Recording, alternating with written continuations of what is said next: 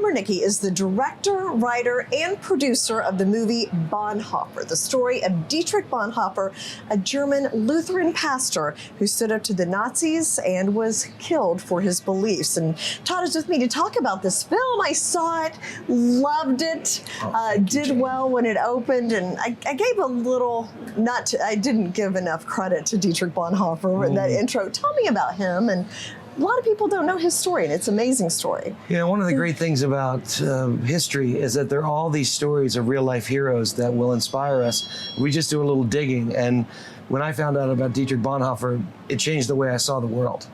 So Dietrich was a pacifist pastor during World War II and the rise of Adolf Hitler, and he wound up becoming one of the assassins of the Führer. And in between, he saved thousands of Jewish lives. Yeah. He was a singular early voice calling out that Hitler was othering the Jews and trying to take over every aspect of the country and then invade the world. No one listened. Dietrich stayed on message all the way to the end. When I saw the film, I was like, if I would have seen this movie 10 years ago, I might have been like, okay, this is history, but it feels like we have some kind of, they say history rhymes. Yeah. There's some kind of similar sentiments going on today. It's more timely than it has been. Yeah, I wish it weren't so timely. It's sadly timely. The thing that Hitler did is he only had 33% of the Politburo when he became chancellor, and he wanted more power.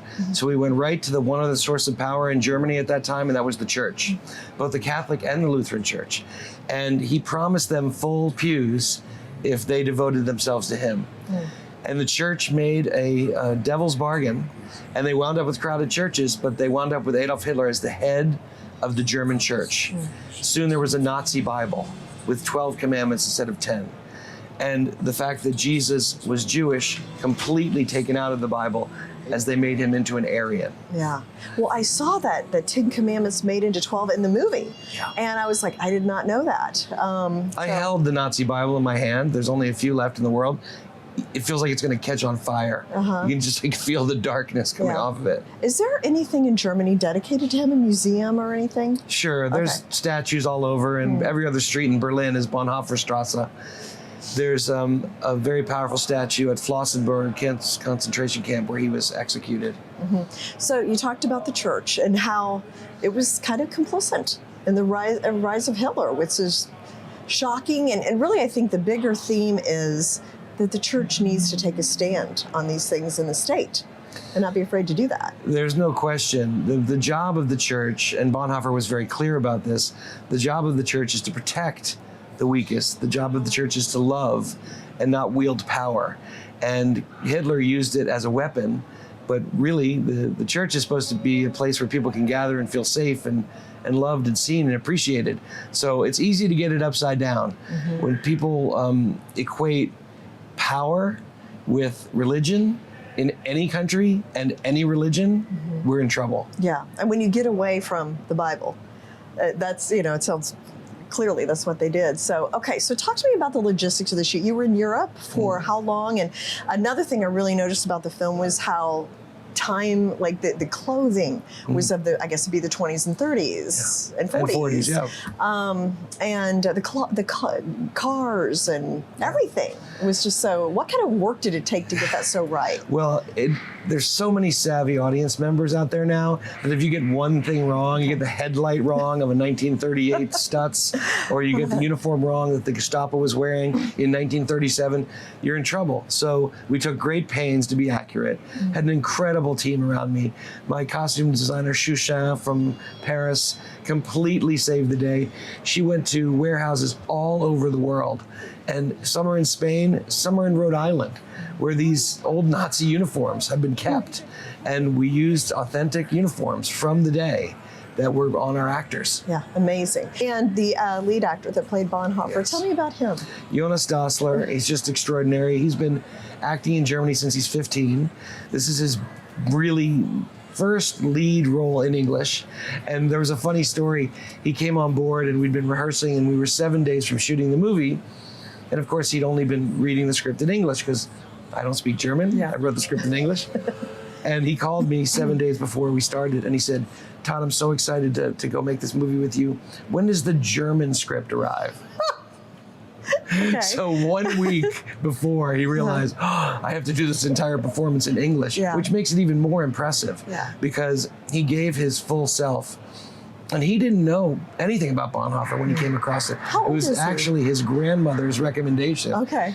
He's 28 now. He was 26 when he made the movie. Yeah.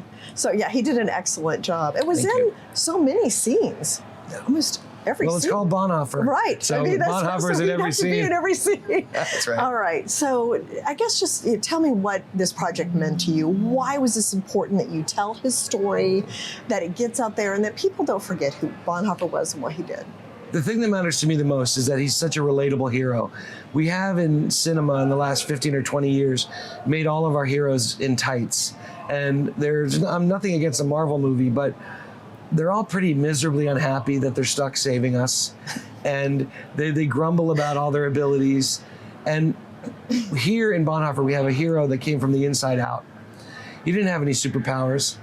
He felt called by God to step in front of the bullets that were being aimed at people that didn't have a chance, didn't have a voice. He gave them his voice. And he traded everything. Every single thing in his life he traded to help strangers. And he did it with joy in his heart. Yeah. That's the kind of hero we need today. And he's relatable because he wrestled with it. It was difficult. He wasn't unhappy he'd been called, but he was honest about how painful it could be to really go all the way to the cross, to go all the way and live sacrificially. It's expensive. Yeah. And we see that in the movie. But still, no matter how hard it got, he always said, not my will, your will, and he pressed on till the end. I mean, just imagine what was going through his mind at that time and how it could be like, I could just play along. I'm a young guy, I could live the rest of my life, but he didn't do that. That's and right. I think 99% of people would be like, you know what, I'm just gonna, not say anything, but he did. We're told sort of implicitly to go along to get along. This is what we do in our culture. And don't make a fuss, don't stand out, don't raise your hand, all the way in how we are educated. Mm-hmm. The kid that makes noise in the classroom who might have something to say is the kid sent to the hall. So what I love about centering someone like Dietrich is when he was 27 years old, he was told by the church, stay in line, don't speak up. And the first chance he got to speak up, he spoke up. That's right, I remember that scene. So people walked out of the scene. He essentially threw the Gestapo out of the church. Wow. Fascinating story, fascinating person. Thank you for bringing it back to, a new generation, really, to hear about Dietrich Bonhoeffer and Angel Studios behind this. And so it's out in movie theaters now. That's right. We'll be on streaming and you'll get I hope you have lots of success with it. See it in the movies, though. Okay. I don't know which camera I'm looking at. Yeah. This movie was built for the cinema. Okay. We've got the cinematographer from Gladiator and Gladiator 2, John Matheson, the production design, the costuming, and the cars like you saw. Yeah. This is a big movie, and it was made to be seen on the big screen. Okay. Thank you so much, Todd. Thank you, Jane. Thanks.